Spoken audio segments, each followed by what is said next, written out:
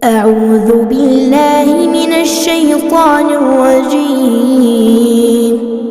بسم الله الرحمن الرحيم. الحمد لله الذي أنزل على عبده الكتاب ولم يجعل له عوجا قيما لينذر بأسا شديدا من لدنه ويبشر المؤمنين الذين يعملون الصالحات أن لهم أجرا حسنا ماكثين فيه أبدا وينذر الذين قالوا اتخذ الله ولدا ما لهم به من علم ولا لآبائهم كبرت كلمة تخرج من أفواههم إن يقولون إلا كذبا فلعلك باخع نفسك على آثارهم إن لم يؤمنوا بهذا الحديث أسفا إنا جعلنا ما على الأرض زينة لها لنبلوهم أيهم أحسن عملا وإنا لجاعلون ما عليها صعيدا جرزا أم حسبت أن أصحاب الكهف والرقيم كانوا من آياتنا عجبا إذ أوى الفتية إلى الكهف فقالوا ربنا آتنا من لدنك رحمة وهيئ لنا من أمرنا رشدا فضربنا على آذانهم في الكهف سنين عددا ثم بعثناهم لنعلم أي الحزبين أحصى لما لبثوا أمدا نحن نقص عليك نبأهم بالحق إنهم فتية آمنوا بربهم وزدناهم هدى وربطنا على قلوبهم إذ قاموا فقالوا ربنا رب السماوات والأرض لن ندعو من دونه إلها لقد قلنا إذا شططا هؤلاء قوم اتخذوا من دونه آلهة لولا يأتون عليهم بسلطان بين فمن أظلم ممن افترى على الله كذبا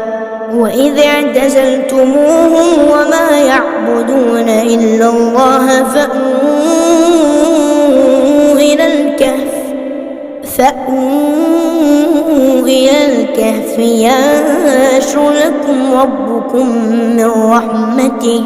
ينشر لكم ربكم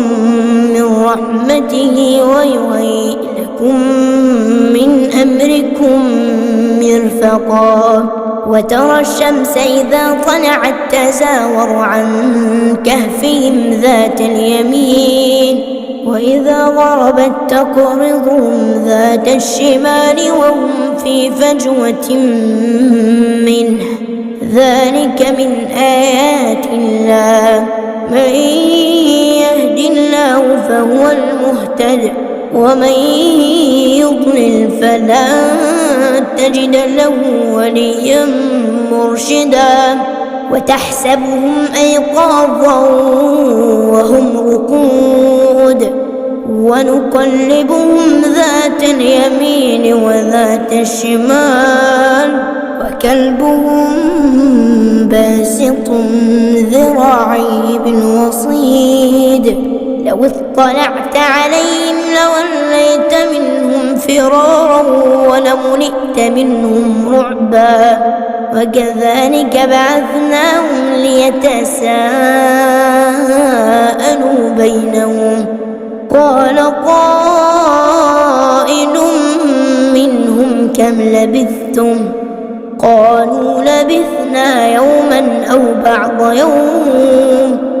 قالوا ربكم أعلم بما لبثتم فابعثوا أحدكم بورقكم هذه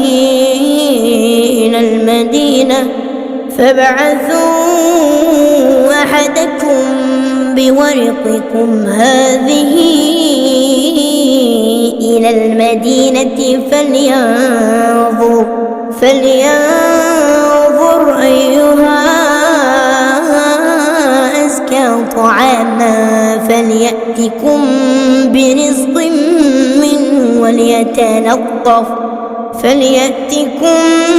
برزق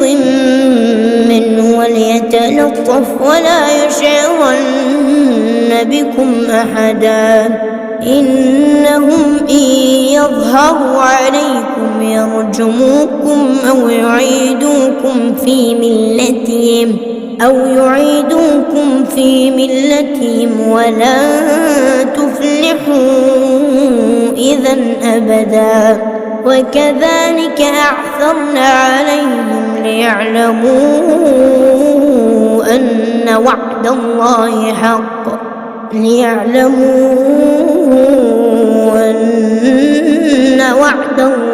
حق وأن الساعة لا ريب فيها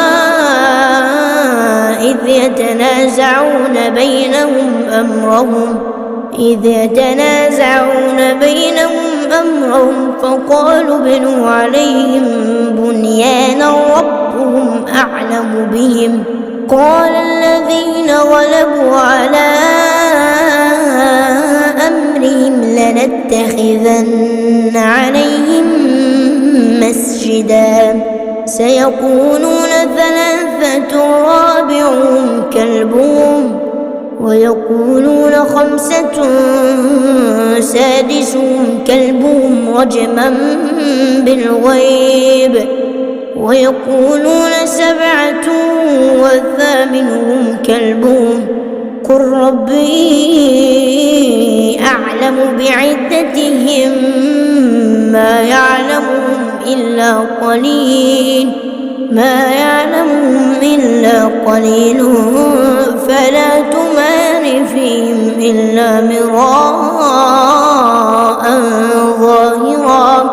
فلا تمار فيهم إلا مراء ظاهرا ولا تستفت فيهم منهم أحدا ولا تقولن لشيء إني فاعل ذلك غدا إلا أن يشاء الله واذكر ربك إذا نسيت وقل عسى أن يهديني ربي لأقرب من هذا رشدا ولبثوا في كهفهم 300 سنين وازدادوا 9 قل الله أعلم بما لبثوا له غيب السماوات والأرض أبصر به وأسمع ما لهم من دونه من ولي ولا يشرك في حكمه أحدا واتل ما أوحي إليك من كتاب ربك لا مبدل لكلماته ولا تجد من دونه ملتحدا واصبر نفسك مع الذين يدعون ربهم بالغداة والعشي يريدون وجهه ولا تعد عيناك عنهم تريد زينة الحياة الدنيا ولا تطع من أغفلنا قلبه عن ذكرنا واتبع هواه وكان أمره فرطا. وقل الحق من ربكم فمن شاء فليؤمن ومن شاء فليكفر. إنا أعتدنا للظالمين نارا أحاط بهم سرادقها وإن يستغيثوا يغاثوا بماء كالمهل يشوي الوجوه بئس الشراب وساءت مرتفقا. إن الذين آمنوا وعملوا الصالحات إنا لا نضيع أجر من أحسن عملا. أولئك لهم جنات عدن تجري من تحتهم الأنهار يحلون فيها من أساور من ذهب ويلبسون ثيابا خضرا من سندس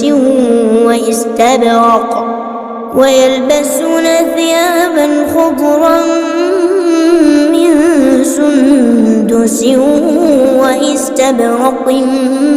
متكئين فيها على الأرائك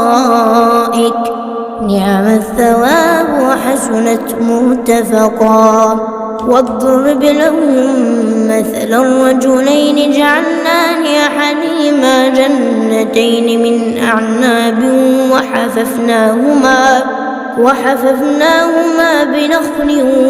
وجعلنا بينهما زرعا. كلتا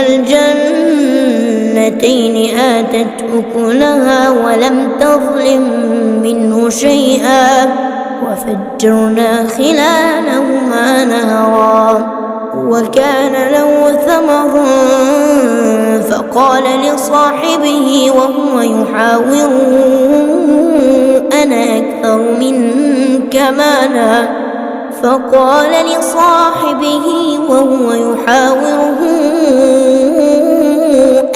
أكثر منك مالا وأعز نفرا. ودخل جنته وهو ظالم لنفسه قال ما أظن أن تبيد هذه أبدا وما أظن الساعة قائمة ولئن رددت إلى ربي لأجدن خيرا منها منقلبا. قال له صاحبه وهو يحاوره أكفرت بالذي خلقك من تراب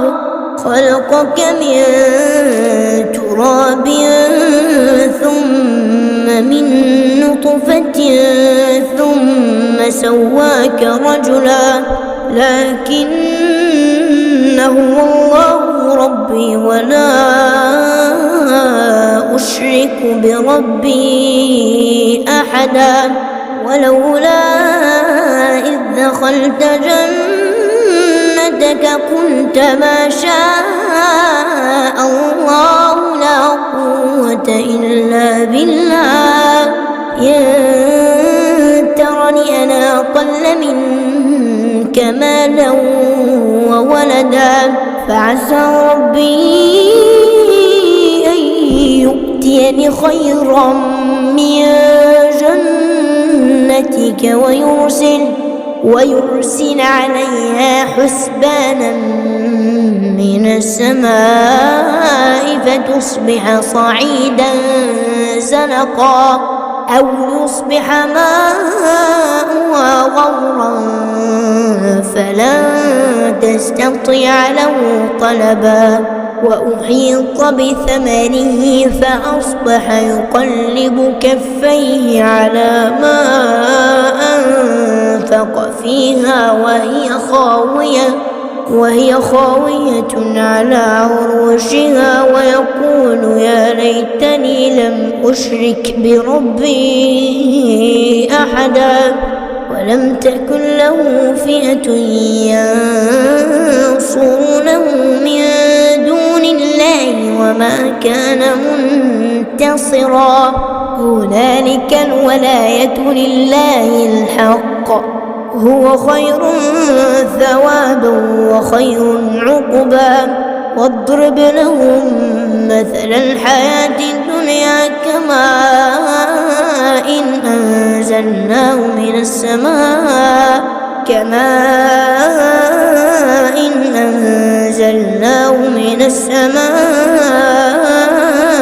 فاختلط به نبات الأرض فأصبح هشيما تذروه الرياح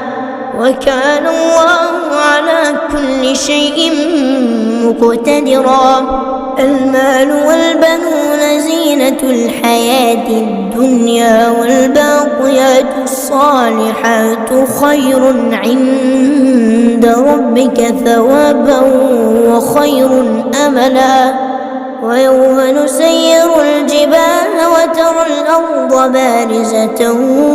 وحشرناهم فلم نغادر منهم أحدا وعرضوا على ربك صفا لقد جئتمونا كما خلقناكم أول مرة بل زعمتم أن لن نجعل لكم موعدا ووضع الكتاب فترى المجرمين مشفقين مما فيه ويقولون يا ويلتنا ما لهذا الكتاب لا يغادر صغيرة ولا كبيرة إلا أحصاها ووجدوا ما عملوا حاضرا ولا يظلم ربك أحدا وإذ قلنا للملائكة اسجدوا لآدم فسجدوا إلا إبليس كان من الجن ففسق عن أمر ربه أفتتخذونه وذريته أولياء من دوني وهم لكم عدو بئس للظالمين بدلا ما أشهدتهم خلق السماوات والأرض ولا خلق أنفسهم وما كنت متخذ المضلين عضدا ويوم يقول نادوا شركائي الذين زعمتم فدعوهم فلم يستجيبوا لهم وجعلنا بينهم موبقا ورأى المجرمون النار فظنوا أنهم مواقعوها ولم يجدوا عنها مصرفا ولقد صرفنا في هذا القرآن للناس من كل مثل وكان الإنسان أكثر شيء جدلا وما منع الناس أن يؤمنوا إذ جاءهم الهدى ويستغفروا ربهم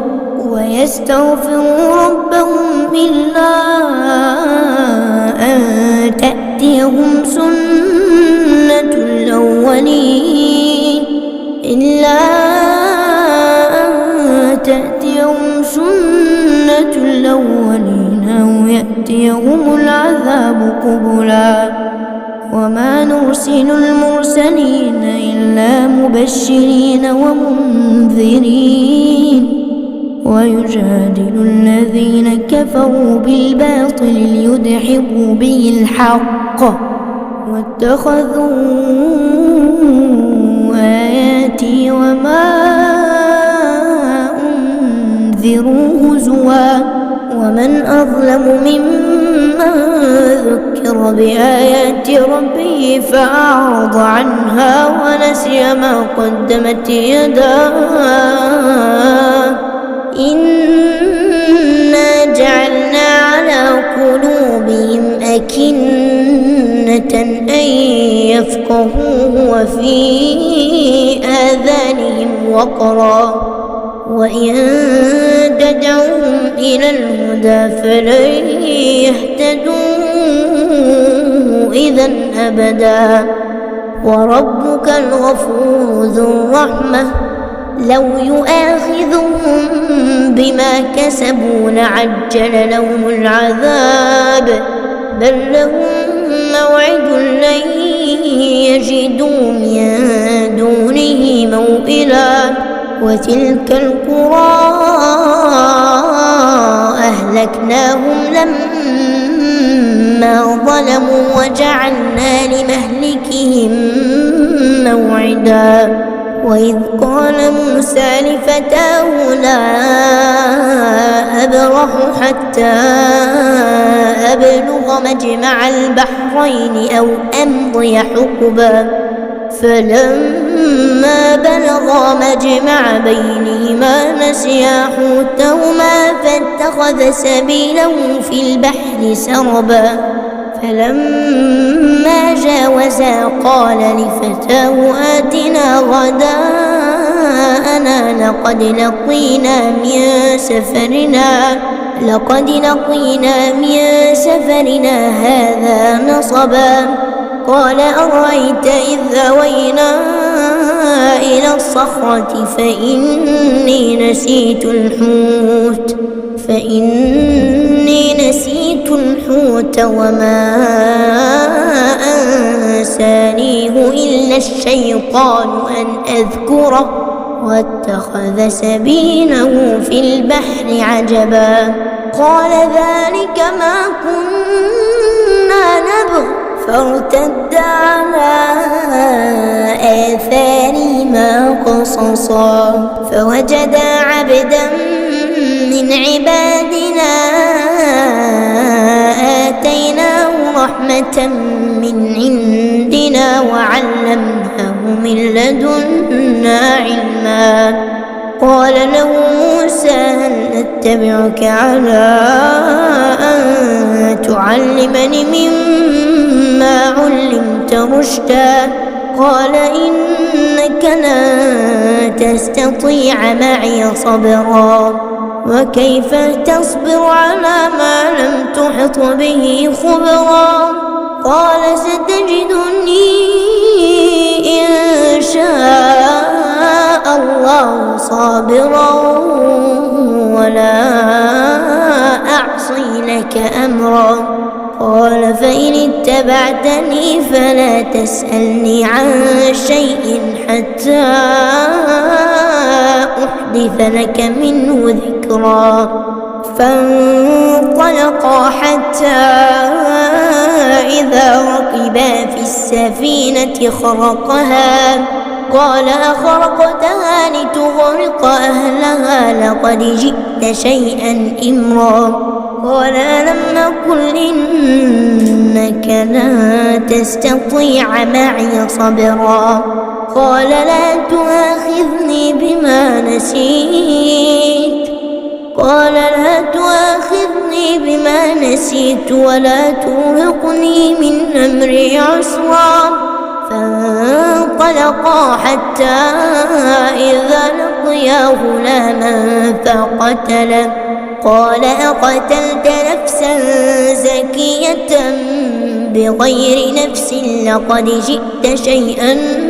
نكرا قال ألم أقل لك إنك لن تستطيع معي صبرا قال إن سألتك عن شيء بعدها فلا تصاحبني قد بلغت من لدني عذرا. فانطلقا حتى إذا أتيا أهل قرية استطعما أهلها فأبوا أن يضيفوهما فوجدا فيها جدارا يريد أن ينقض فأقامه. قال لو شئت لاتخذت عليه أجرا.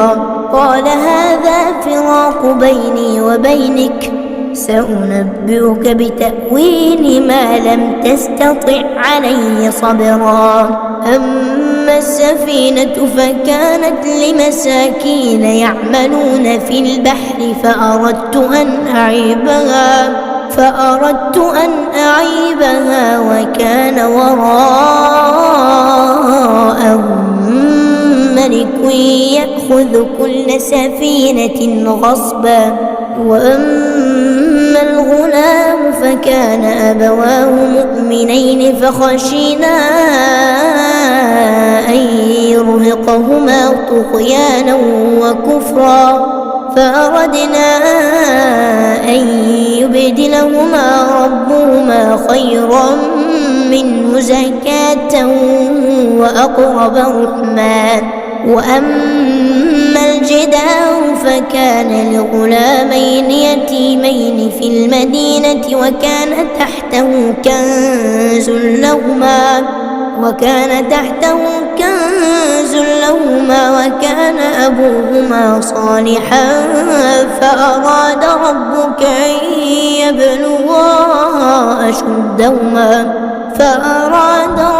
أن يبلغا أشدهما ويستخرجا كنزهما رحمة من ربك وما فعلته عن أمري ذلك تأويل ما لم تسطع عليه صبرا. ويسألونك عن ذي القرنين قل سأتلو عليكم منه ذكرا. إنا مكنا له في الأرض وآتيناه من كل شيء سببا فأتبع سببا حتى إذا بلغ مغرب الشمس وجدها تغرب في عين حمئة ووجد عندها قوما. قلنا يا ذا القرنين إما أن تعذب وإما أن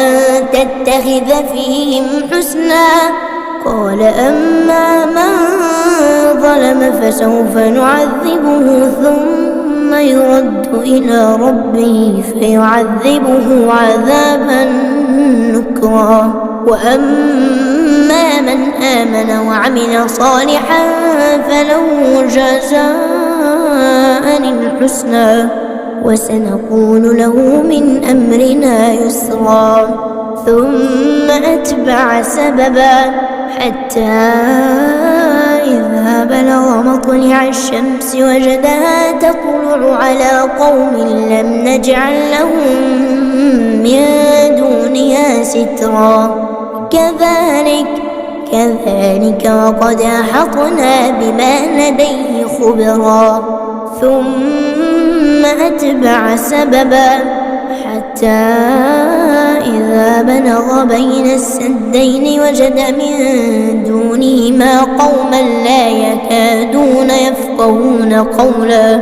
قالوا يا ذا القرنين إن يأجوج ومأجوج مفسدون في الأرض فهل نجعل لك خرجا على أن تجعل بيننا وبينهم سدا. قال ما مكني فيه ربي خير فاعينوني بقوة أجعل بينكم وبينهم ردما. آتوني زبر الحديد حتى إذا ساوى بين الصدفين قال انفخوا يتخوفه حتى إذا جعله نارا قال آتوني أفرغ عليه قطرا فما استطاعوا أن يظهروه وما استطاعوا له نقبا قال هذا رحمة من ربي فإذا جاء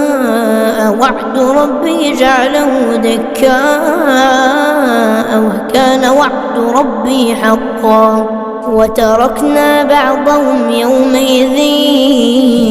يموج في بعض ونفخ في الصور فجمعناهم جمعا وعرضنا جهنم يومئذ للكافرين عرضا الذين كانت أعينهم في غطاء عن ذكري وكانوا لا يستطيعون سمعا أفحسب الذين كفروا أن يتخذوا عبادي من دوني أولياء إنا أعتدنا جهنم للكافرين نزلا قل هل ننبئكم بالأخسرين أعمالا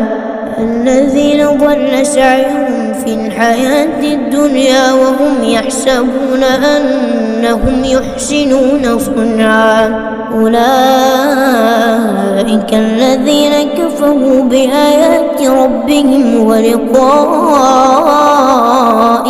فحبطت أعمالهم فلا نقيم لهم يوم القيامة وزنا ذلك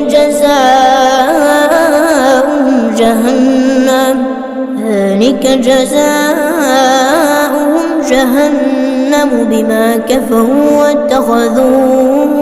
آياتي ورسلي هزوا إن الذين آمنوا وعملوا الصالحات كانت لهم جنات الفردوس نزلا خالدين فيها لا يبغون عنها حولا قل لو كان البحر مدادا لكلمات ربي لنفد البحر قبل أن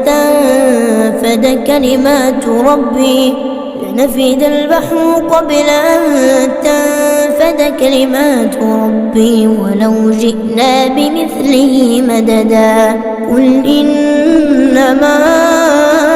أنا بشر مثلكم يوحى إلي أنما إلهكم إله واحد فمن كان يرجو لقاء ربه فليعمل عملا صالحا ولا يشرك بعبادة ربه أحدا.